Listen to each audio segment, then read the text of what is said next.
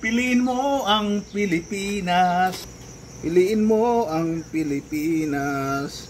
Kung dito ka magbi-business sa Pilipinas guys, ay kasama mo na yung pamilya mo at saka marami ka pang may isasamang trabaho. So ayun po ang ating kailangan dapat gawin, ay magiging masipag po tayo kapag nasa Pilipinas na tayo guys, dahil bawal na po ang patamad-tamad kapag mayroon ka ng sariling negosyo. Piliin mo ang Pilipinas.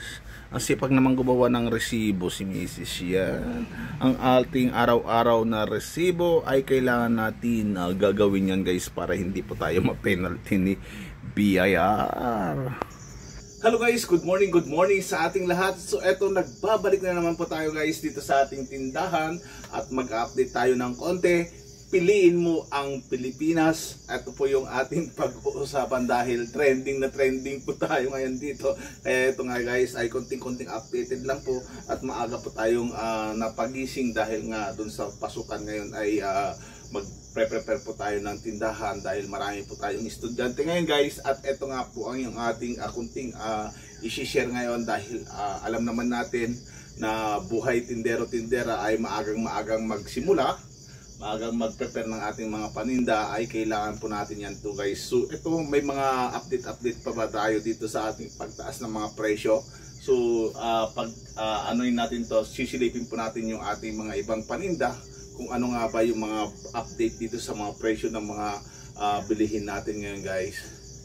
Piliin mo ang Pilipinas. Buhay tindero, tindera. Ganito ang ating piniling buhay guys, ay nandito tayo ngayon sa ating tindahan. Dati ay OFW ako at talagang pinili ko na po magpurgod dahil alam naman natin ay medyo malungkot ang buhay dyan sa ibang bansa, at tayo ay naka 20 years na guys dyan sa ibang bansa. At ito nga po yung ating pangarap, makapagtayo ng maliit na sari-sari store, kaya pinili ko ang Pilipinas guys. So sa lahat ng gustong mag for good at mag-ipon po kayo ng maraming pera nyo guys, at hindi ko po kayo pinapauwi para mag negosyo ng ganito, kundi sinasabi ko sa inyo, kapag kayo ay pagod na at may ipon na, ay magnegosyo kayo dito sa Pilipinas at piliin yung pa rin ang magnegosyo. Ang mabenta dito sa ating tindahan ngayon guys, ang ating latest update ay ito, nakita na naman natin nga wala na naman si spam. So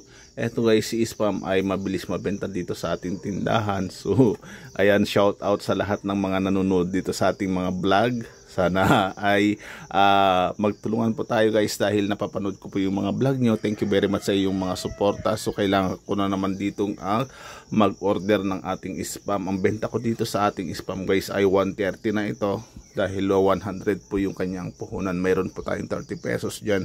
So isa pang mabenta sa akin guys ay yung ating mga gin, yung ating Ginebra San Miguel ay mabenta yung ating 4 kantos, at halos hindi po tayo nasa zero sa isang araw nito, ay mabilis po ang benta nito, lalo na yung ating gin bilog. So magre-refill po tayo guys, dahil wala nga po, konti na nga po yung kanyang laman. Kapag ganito guys ay maglalagay na po tayo, dahil mas magandang tingnan sa mata kapag marami pong laman ng ating tindahan. Dito naman sa banda dito ay sa mga dilata natin, titignan natin kung ano yung mabenta. Yun, nagiging mabenta pa rin talaga si Mega. Yan, si Mega ay mabenta. Si Mega, so, dito tayo maglalagay, ayusin natin si Mega. Yan, Mega tuna. Si Mega dito masyado ay hindi masyadong kumagalaw, pero dito sa banda na dito, magsisimula na dito ay mabenta na dito. So, ang benta natin dito ay 28 na guys dito sa Mega. So ang ating wow ulam, 555 tuna. So dito hindi masyado gumagalaw dito sa 555, pero dito mabilis na siyang gumalaw. So ayan, ang ating matamisin cowbell. Yan, si cowbell ay mabenta na rin yan, si cowbell, kasi marami naghalo-halo. Kaya yan, ayusin natin dito sa taas. Yung ating mga samgyupsalan ay gumagalaw din yan guys. So yan, magre-refill po tayo ng ating Ginebra San Miguel. ito guys ay mabenta dito sa ating tindahan. So first in first out po tayo, dahil ito nga yung i-display natin ay isa po yung nasa ilalim para mas ma-train po tayo doon sa FIFO, first in first out na tinatawag. Shout out sa lahat ng mga ka-team kasari dyan, mga kasari sa lahat ng nasa Mindanao, Luzon, Visayas at Mindanao. Luzon, Visayas at Mindanao. So mega shout out sa inyo. Alam ko kahit nakakaramdam po tayo ng tumal, ay laban-laban po tayo kahit hindi po tayo makakuta. Basta ay may benta naman tayo at hindi po tayo nangungupahan, ay hindi na po tayo talo guys dito. Kaya mas pinili ko ang Pilipinas kaysa kahit malaki ang sahod ko dun sa ibang bansa guys, ay hindi po ako masyadong nakaipon doon, dahil alam naman po natin ay naging resibo lang po yung ating hawak na pag nung umuwi tayo ay naging resibo na lang. So maniwala kaya't hindi guys, yung ating tindahan ay nag-start po tayo ng 30k dito sa ating puhunan dito sa loob. Yung mga groceries lang ay nakapag-start po tayo ng 30k. So malaki po yung may tutulong ng tindahan sa atin, lalo na doon sa mga may capital. Ay napakaganda po magnegosyo pagka mayroon kang sariling capital guys. Piliin mo ang Pilipinas. So ito guys, ang tingnan nga natin kung magkano nato kaya tayo kahapon. So kung kahit nakakaranas tayo ng pagtumal guys, ay bibilangin po natin ang ating nakuhang pera kahapon. So ayan guys,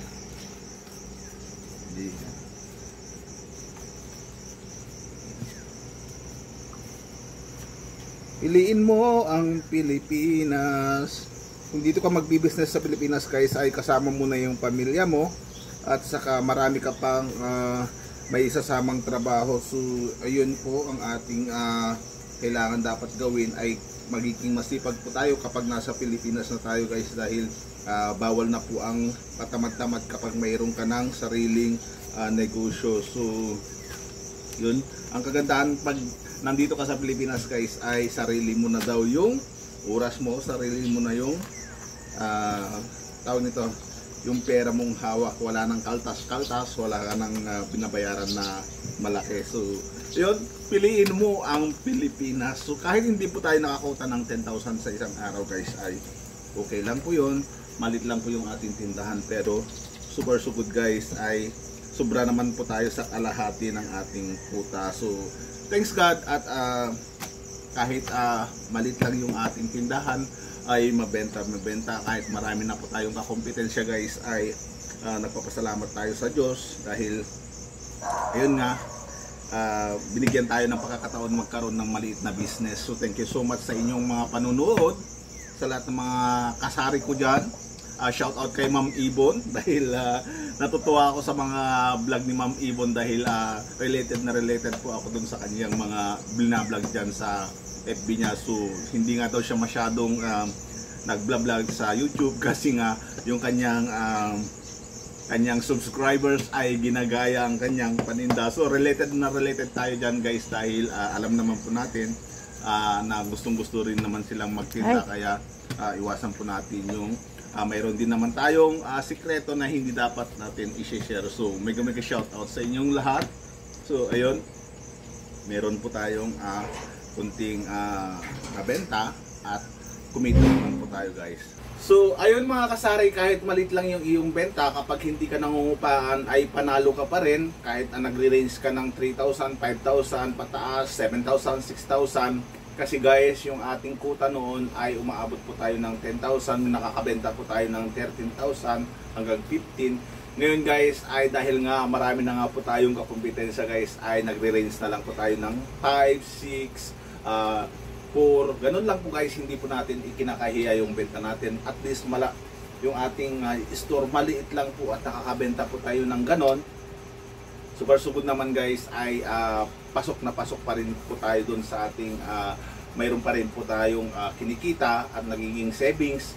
Kaya kung ikaw ay ganito yung put up at set up, ay dapat po magkaroon po tayo ng iba pang other source of income para hindi po natin magagalaw yung kita ng tindahan. Kagaya sa aming mag-asawa ni Mrs. ay kapag nandito si Mrs., ako po ay may trabaho dito lang malapit sa amin. Kapag uwi ko na, ako naman yung nakasalang dito sa aming tindahan guys. Kaya yung aking kinikita ng ating tindahan ay pasok na pasok po sa isang account lang. Tapos yung sahod ko to sa trabaho ay ayun po yung aming panggastos guys. So ito pa yung isa pang nakakalugi sa tindahan guys, kapag mayroon kang anak na maliliit at pinagbantay mo yan, sigurado yan titirain lahat ng kanyang pagkain ng gusto. At ito yung iwasan po natin, kailangan bayaran po natin lahat ng mga kinain ng ating mga anak.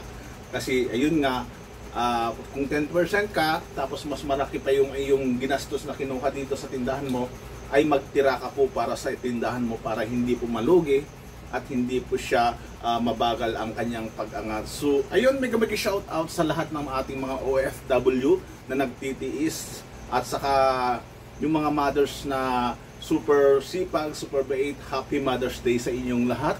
At salagang hangang-hanga po ako sa mga mothers na lalo sa mga single parents na may sari-sari store. Hindi po biro may tindahan, lalo kung may maliit kang anak, ay napakahirap kung pagsabay-sabayin yan, dahil lalo na kung ikaw ay walang ahente, ay kailangan mo pa talagang lumuwas sa bayan para mag-grocery guys. So dapat diskartehan po natin yan. Saludo po ako sa inyo, sa lahat ng mga magulang, dahil dyan na po tayo tumanda sa pagtitinda. Ay saludo po ako sa inyo at talagang nakaka-inspire po kayo. Happy Mother's Day po ulit sa inyo. So hanggang dito na lang muna guys yung ating latest update dito sa ating tindahan. So kunting silip lang po tayo. Piliin mo ang Pilipinas at dito po tayo mag-for good at mahalin po natin ang ating bansang Pilipinas guys. Hanggang sa susunod na vlog natin ulit. Bye!